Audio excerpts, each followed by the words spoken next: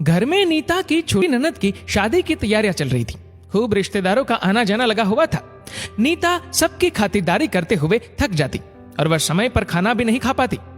2 दिन से उसे चक्कर भी आ रहे थे। उसको लगा ज्यादा भागदौड़ की वजह से ये सब हो रहा है।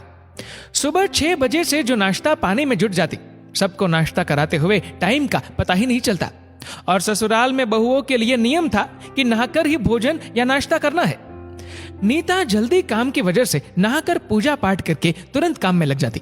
वह सोचती सब काम के बाद खाना खाएगी और जैसे तैसे खाने बैठती कोई न कोई पुकार लेता।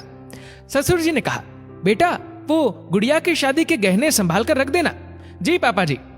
बेटा तुम पूजा का और फेरों का सारा सामान एक जगह रख दो। जी मैं सब रखा दूंगी, आप चिंता मत करो।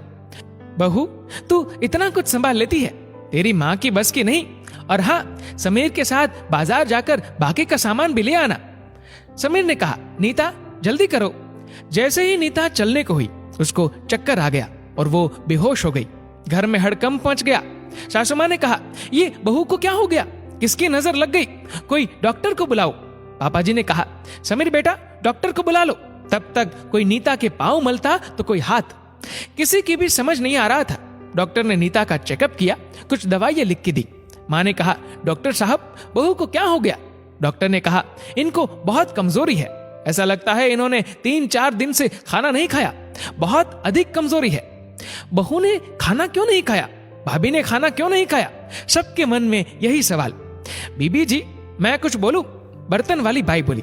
माँ ने कहा, हाँ बोलो क्या बात है। बीबी जी बहू जी खाना खा ही कहां पाती, वो सबको नाश्ता पानी करवाती है, खुद कभी नहीं करती, ना ही उनसे कोई कहता है कि तुम भी नाश्ता कर लो। माँ ने कहा, उसका घर है, वो नाश्ता क्यों नहीं करती। भाई ने कहा, खाना भी चैन से नहीं खा पाती, सभी तो पुकारते रहते हैं, कोई भाभी, कोई बहू, कोई नीता। अच्छा अच्छा चुप रह, तुझे बहुत पता है, माँ जी बोली। पापा ने कहा, बहू को होश आ रहा है। नीता ने कहा, मुझे क्या हो गया पता नहीं, एकदम से चक्कर आ गया। पापा ने कहा, खाना नहीं खाओगी तो यही होगा ना, तुम नाश्ता भी नहीं करती हो, क्यों। पता है तुम्हें सुबह नाश्ता करना बहुत जरूरी है, कल से सबके साथ बैठकर नाश्ता करोगी और खाना भी खाओगी।